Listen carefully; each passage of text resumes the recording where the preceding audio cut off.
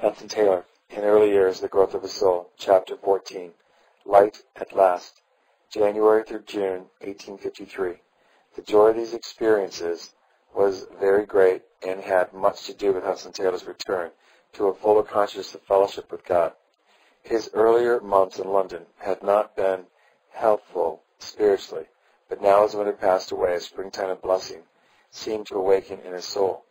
"I do not need to be told that you have been praying for me," he wrote to his mother in February, "for I have been sure of it. For though at times the heavens have seemed as brass, and I have felt myself left and forsaken, I have been enabled to cling to the promises of simple naked faith, as Father calls it, and never have I enjoyed more happy seasons than of late." He had been passing through deep water since his return to London, not in connection with financial matters, but through the mistakes and suffering of some dear to him that cost him more than words can say. But by Easter these troubles were beginning to pass away, and he was rejoicing once more in inward and outward deliverance. His Sunday visits to Tottenham were very helpful at this time, especially the hours spent at Birch Grove and with Miss Stacy.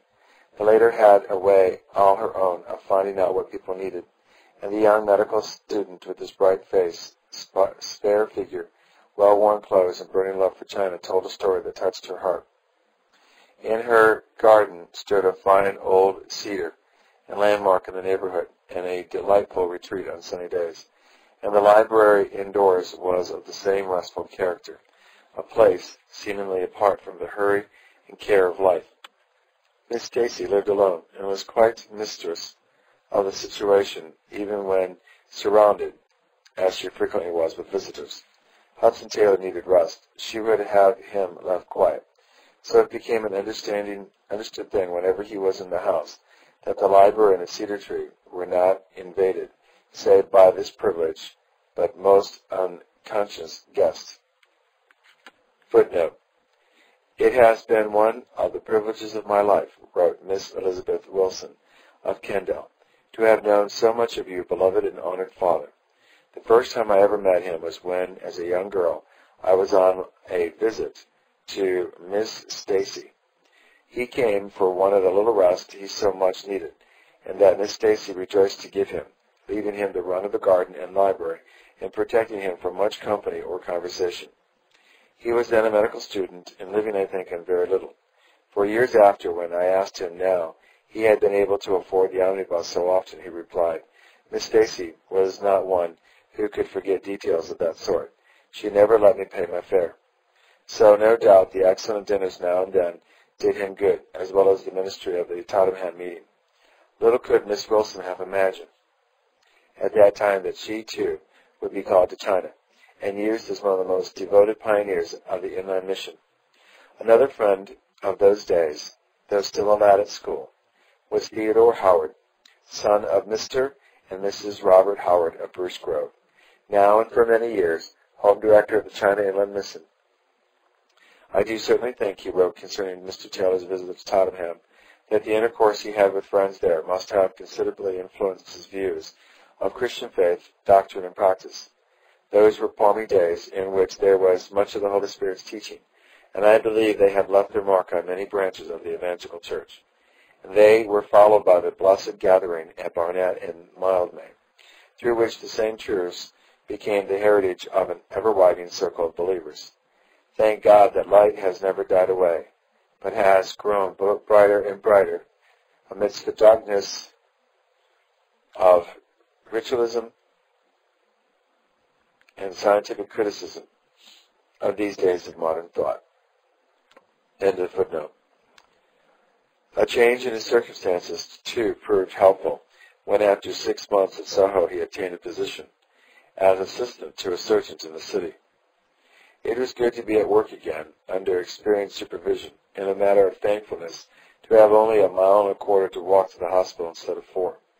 He seems to have been living with his employer, Mr. Thomas Brown, of St. Mary Axe, near Finsbury Circus, and it was comforting to read of family meals, including tea and supper. His life was necessarily a strenuous one, attending the hospital all morning and working for Mr. Brown until 9 o'clock at night, after which the time was his own for study. but his heart was at rest in God. The depression of spirits from which he had been suffering passed away, and after 15 months of boarding himself on next to nothing, the change was in every way beneficial. China was much on his heart this spring, and his outlook upon the life work awaiting him there was becoming more definite. Previously in Barnsley and in Hull, he had rather taken it for granted that the difficulties connected with his future would all vanish if some society would be found to send him out. It was a youthful way of looking at things, and now with more experience he began to see that the very opposite might be the case. In London, he had come to understand something of the working of a society, with its necessary rules and regulations, and he could not but see that to be under the direction of a committee, while it would secure him a salary and other advantages, might greatly curtail his freedom of action, and in this way increase rather than lessen his trials. At the same time, events were transpiring in China that deepened his longing to get himself to work in the interior. This had always been his desire, in spite of the fact that inland China was inaccessible to foreign missionaries. Gutzlaff's effort to send the gospel to the distant provinces had proved a signal failure, and Protestant missions were still confined, and that very strictly to the treaty ports. But for Hudson Taylor, the vast, dark, waiting interior with its millions, who had never heard of the Savior's love, called with a claim and an insistence that could not be disregarded. And now, through the amazing trend of events within that great empire itself, it seemed as though his desire might be nearer accomplishment than he could have ever had anticipated. For wonderful news was slowly filtering its way from the inland provinces, news that filled the Western world with astonishment. The Taiping Rebellion, first recognized in 1850, had not only attained remarkable portions under the leadership of Hung Siu-Tsun, arising in southern China. It had swept over the central provinces and was now in possession of the larger part of the Yangtze Valley, including the famous city of Nanking. There, in the former capital of the empire, the new ruler had established the seat of government, and with a conquered country behind him had rallied his forces for the march upon Peking. But it was not only the success attending this movement that made it a matter of such extraordinary interest in Christian lands. There was about it a character such as no analogous events in history had ever before possessed. Arising among a heathen people, entirely apart from foreign influences, this mighty upheaval, as far as it had yet developed, appeared to be a crusade upon distinctly Christian lines. Its basis was the Bible. But little understood, alas, it is a spiritual teaching. The Ten Commandments formed the moral code of the new kingdom. Idolatry in all its phases was abolished with unsparing hand, and the worship of the true and living God substituted, in purpose at any rate. The Christian Sabbath was recognized as a day of rest and prayer, and all restrictions were removed from the preaching of the gospel. I have propagated the Ten Commandments, wrote the Taiping leader to the only missionary of his acquaintancy. Footnote. This was Reverend F. J. Roberts of the American Baptist Missionary Union. Hung, founder and leader of the Taiping movement, first learned the truth from a tract given him during a literary examination in Canton by Laying A. Fod, one of the Morrison's converts.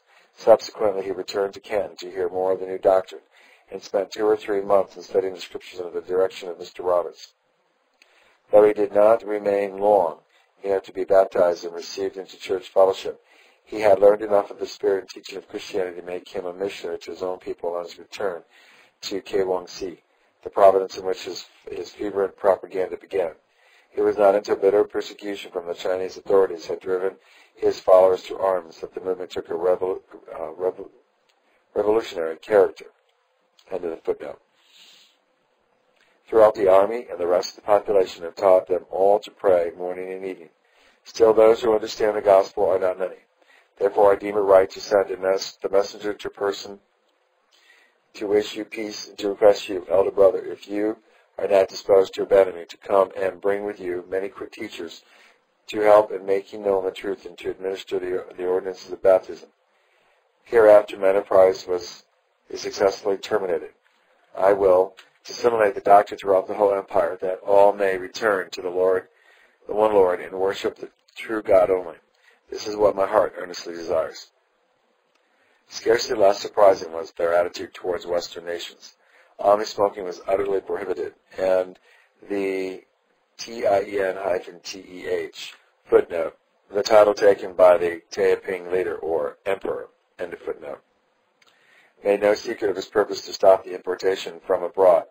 But for foreigners as such, their Christian brothers from across the seas, they expressed a cordiality or a feeling wholly contrary to Chinese pride and prejudice. The great God, they said, is the universal Father of all under heaven. China is under his government and care. Foreign nations are equally so. There are many men under heaven, but all are brethren. Many women are under heaven, but all are sisters. Why should we continue the selfish practice of regarding a boundary here or a limit there? Why indulge the wish to devour and consume one another? In a word, it seemed as though the hoardy exclusiveness of China, as well as its heathen systems, would soon be swept away before Christian light and teaching, and the whole gospel thrown open into the influence of the gospel. And the whole country thrown open to the influence of the gospel. Footnote. Tang Tai was probably the only aspirant to the throne, whoever made it a chief object to print and circulate the Christian scriptures. So eager was he that his people should possess the word of God that he kept 400 men employed at Nanking, under his own supervision, printing and binding various books of both the Old and New Testament. The version used was that of Dr. Getzlaff, which thus found its way, in actual fact, in the remotest part of the empire. The title page of every copy bore the inscription, "A new edition published in the 3rd year of the Taiping dynasty." Around the title itself, the imperial arms were emblazoned with a large red stamp 4 inches square, stated that the book was sent out on the authority of the new emperor, the man before whom Peking itself trembled. End of the footnote. From every standpoint, the prospect was inspiring, and the Christian hearts could not but beat high with hope and expectation. No wonder Hudson Taylor, with many others, saw in all this the moving of God's providence. What kings and governments could never have accomplished was not he in his own wonderful way rapidly bringing to pass, but how immense the responsibility thus imposed upon the Church, and how little prepared she was to meet it.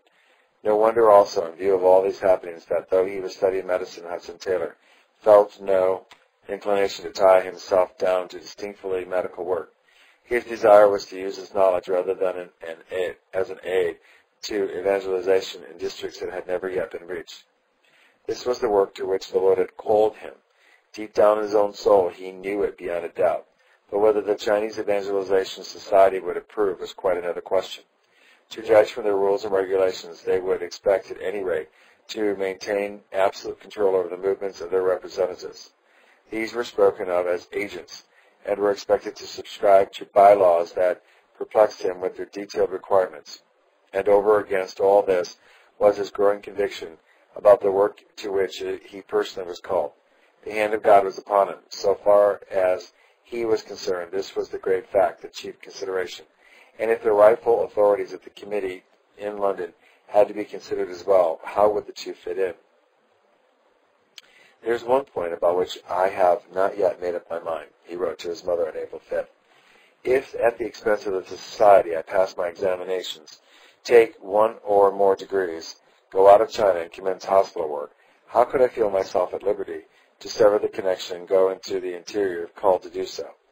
It certainly does not seem to me that permanent work in one place, medical or otherwise, has been the way most used of God in the conversions of multitudes.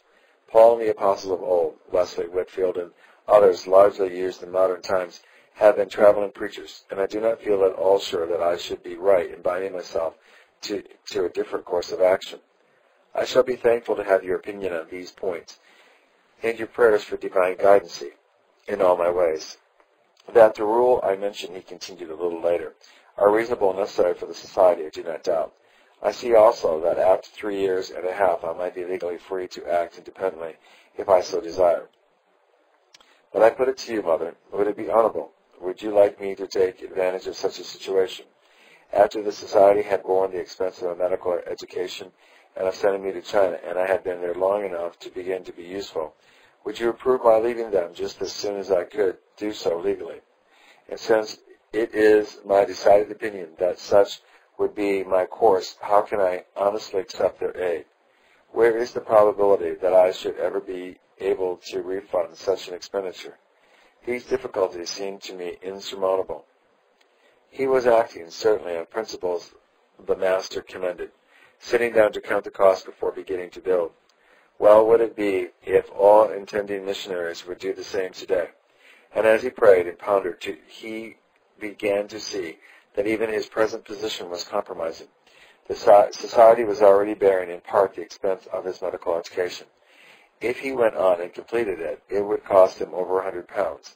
Already he was letting himself be involved in obligations he might not be able to discharge without unfaithfulness to the most binding thing in all his life, the will of God. This was a serious matter and one that called for immediate consideration. Should he go on as he was, allowing the society to misunderstand to some extent his intentions, or should he explain all and run the risk of losing their aid? Must he abandon his medical studies now, when he really seemed on the way to completing them, and work his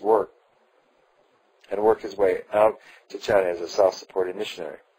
It is easy enough in these very different days to smile at what may seem over-conscientious scruples, but to Hudson Taylor it was a more perplexing position than we can readily understand. Missionary agencies were comparatively few and far between, and he knew of only this one with which he, as an unordained man, could be connected. Individuals did not then send out and support their own representatives, nor was he in fellowship with any church that could sustain him.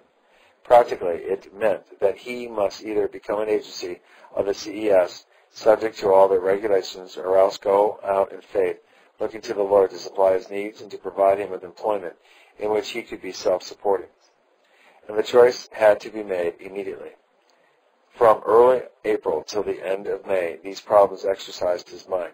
He could not let things drift, but still less could he act, because he was sure of the guidance of God.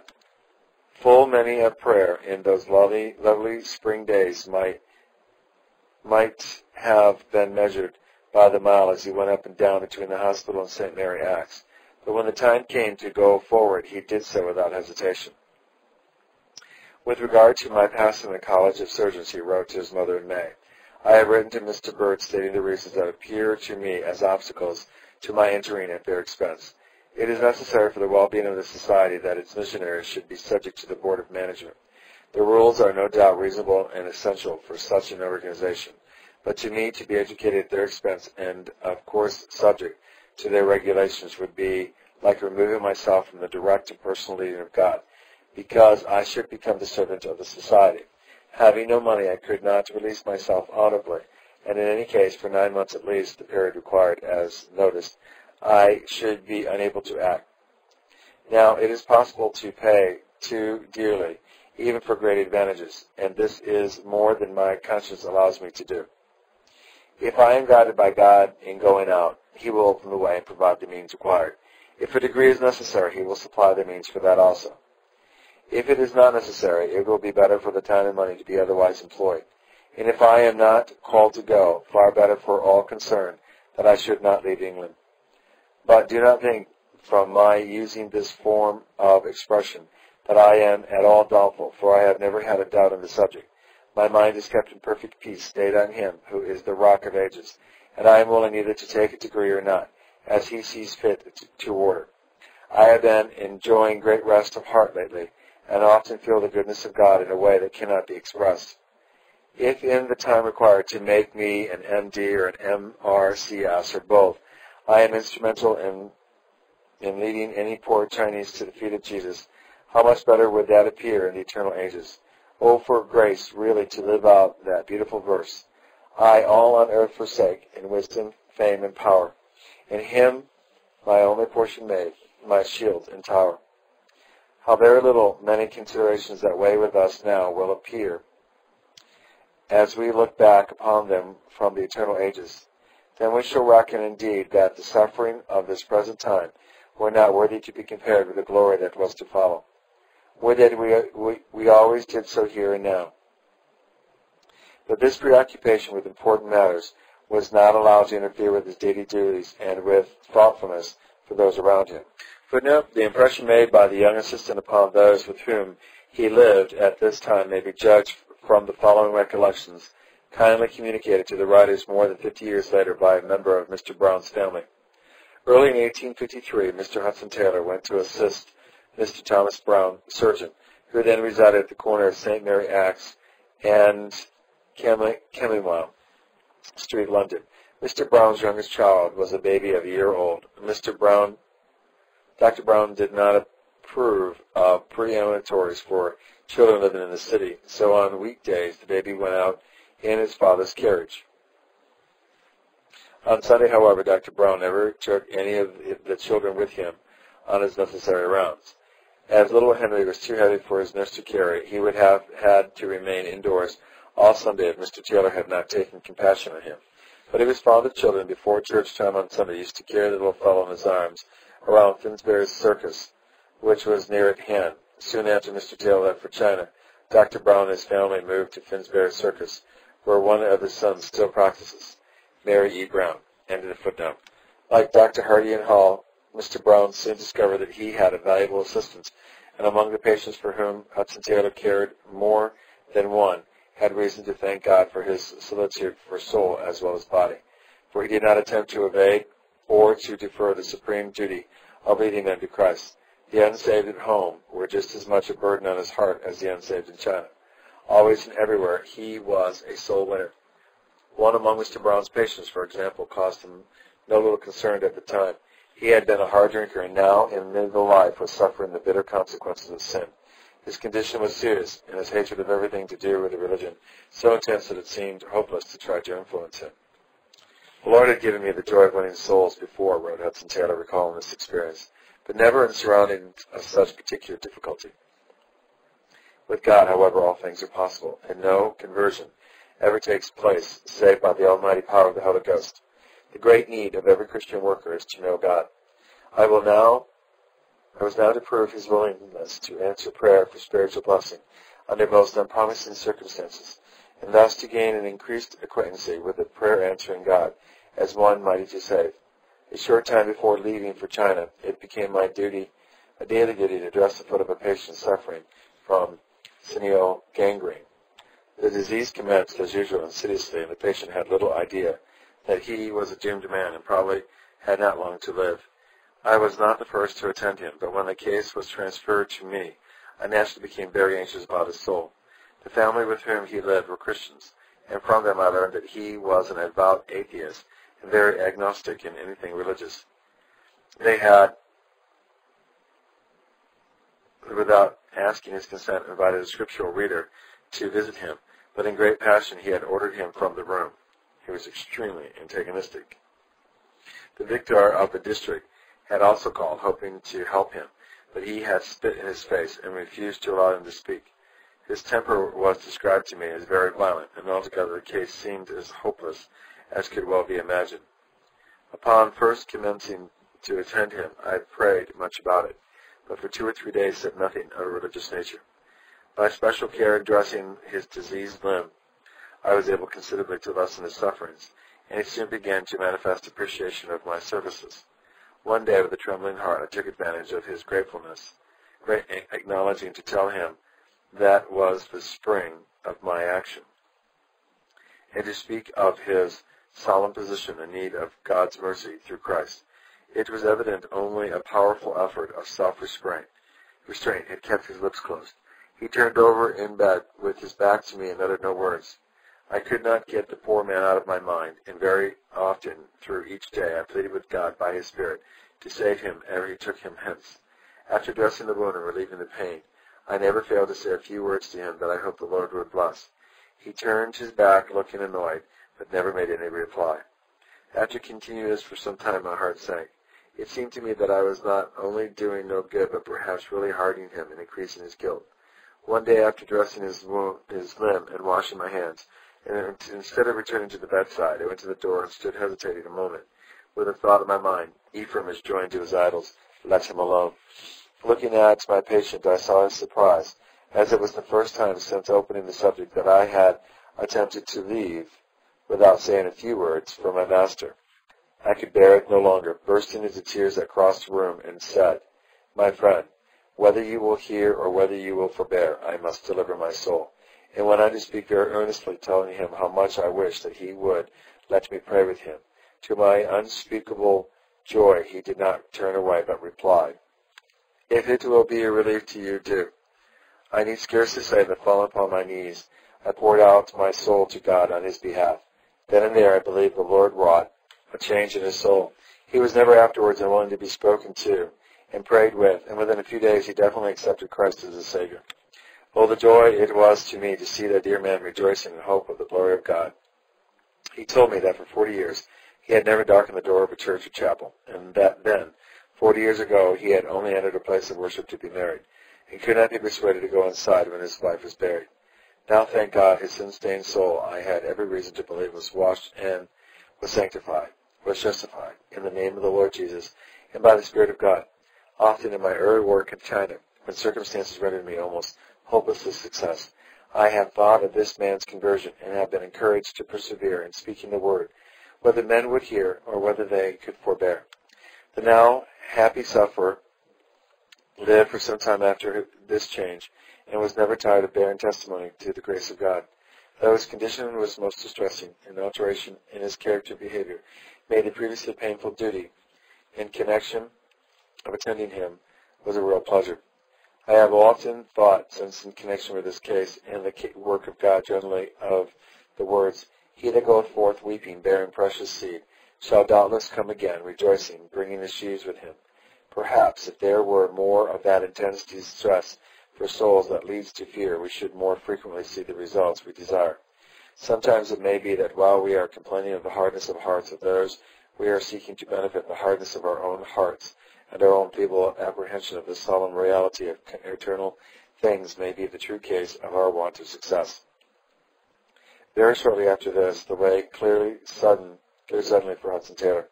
All had seemed uncertain before him, and especially since his letter to Mr. Bird about discontinuing his studies, he had scarcely been able to see a step ahead. Very earnestly had he been in prayer for guidance, longing with his heart to know and to do the will of God. And now the light shone suddenly, and in a way he had least expected, because the time had come, and there is behind events, as the old prophet tells us, a God which worketh for him that waiteth on him. Isaiah chapter 64, verse 4, RV. In the room of the CES sat one of the secretaries writing a letter. It was June 4th, and the events had succeeded one another in China with startling rapidity. Since their conquest of Nanking in March, the Taipings had carried on before them, sweeping over the central and northern provinces until Peking itself was almost within their grasp. Nothing, it seemed, could save the tottering dynasty unless foreign powers could be persuaded to intervene. Sir George Bonham, the British representative, after a visit with Nanking, had brought back a report very favorable to the Taipings. The insurgents Christians, wrote the North China Herald for May 7th, and the religious aspects of the movement seemed to keep pace with the increase of their power. This could mean but one thing. If Peking surrendered, the seclusion of ages was at an end, and China would forthwith be thrown open to the gospel. The very possibility, eminent as it was, proved a powerful stimulus to missionary efforts. Christian hearts everywhere were aflame. Something must be done, and done at once, to meet so great a crisis. For a time, money poured into the treasuries. Footnote: so great was the interest in the Taiping rebellion, and the hope that by the sympathetic cooperation of Christian nations it might lead to the conversion of multitudes to Christianity, that in September of this year, 1853, the British and Foreign Bible Society decided to celebrate its Jubilee by printing 1 million New Testaments for use in that country, an undertaking almost incredibly great in those days. End of footnote. In the light of these new developments, the committee of the CES had been reconsidering their position. The only representative they had in China was the German missionary Lapsnine, laboring near Ken. They had long wished to supply him with a fellow worker, and now decided to send 2 men to Shanghai also, to be ready for pending developments. Money was not the difficulty. Their income having considerably increased within the last few months, but suitable men, would not be easy to find. Thus it was that early in June, as we have seen, Mr. Bird sat in his office writing as follows to one in whom they had every confidence, the young medical student Hudson Taylor. 17 Red Lion Square, June 4th, 1853. My dear sir, as you have fully made up your mind to go to China, and also not to qualify as a surgeon, I would affectionately suggest that you lose no time in preparing to start. At this time we want really devoted men, and I believe your heart is right before God and your motives pure, so that you need not hesitate in offering. I think you will find a difficulty in carrying out your plan of self-support, as even Mr. Lofsney could not get a free passage. It is a very difficult thing to obtain. The expense for a single man is about £60. Might not the time you want to spend inquiring the knowledge of it's OPHTHALMICS be spent more profitably in China? If you think it right to offer yourself, I shall be most happy to lay your application before the board. It is an important step, and much earnest prayer is needed, but guidance will be given. Do all with thy might and speedily. I am, my dear sir, very yours truly, Charles Bird. It was Saturday afternoon. The letter was still lay on the desk when a knock came, and the young man to whom it was addressed quietly entered. Why, exclaimed the secretary, I have just been writing to you. The letter is not yet posted. Long and earnest was the conversation that followed, for the suggestion made was a great surprise to Hudson Taylor. Constantly, as China had been before his mind for 3.5 years, it seemed rather overwhelming to think of sailing as soon as the vessel could be found. Perhaps there were all those questions about the future and his uncertainty as to whether he ought to connect himself with any society. Mr. Bird was evidently sympathetic and helpful. The young man went home with much too late before the Lord. How strange the difference that had come over everything as he retraced his steps towards St. Mary Axe. The same June sunlight shone on London streets, the same birds twittered in the open spaces, but he walked as in a new world, that far vista opening before him. Could it be possible that all that had hitherto blocked his way to China had indeed vanished, that the society was not only willing but anxious to send him out? Then God's time surely must have come, and he could not hold back. Mr. Bird has removed most of the objections and difficulties I have been feeling, he wrote to his mother the following day, and I think it will be well to comply with his suggestions and at once purpose myself to the committee. I shall await your answer, however, and rely upon your prayers. If I should be accepted to go at once, would you advise me to come home before sailing? I long to be with you once more, and I know you would naturally wish to see me, but I almost think it would be easier for us not to meet than having met to part again forever. No, not forever. A little while, 'twill soon be past. Why should we shun the promised cross? Oh, let us in his footsteps haste, counting for him all else but loss. Then how will recompense his smile the sufferings of this little while? I cannot write more, but hope to hear from you as soon as possible. Pray much for me. It is easy to talk of leaving all for Christ, but when it comes to the proof, it is only as we stand complete in him we can go through with it. God be with you and bless you, my own dear, dear mother, and give you so to realize the preciousness of Jesus that you may wish for nothing but to know him, even in the fellowship of his sufferings. Pray for me, dear Amelia, he continued later, that he who has promised to meet all our need may be with me in this painful though long expected hour, when we look at ourselves at the littleness of our love and the barrenness of our service and the small progress we make towards perfection. How soul refreshing it is in turn and clays on him to plunge afresh in the fountain opened for sin and for uncleanness, to remember that we are accepted in the Beloved, who of God is made unto us wisdom and righteousness and sanctification and redemption, on the fullness of Christ, the fullness of Christ.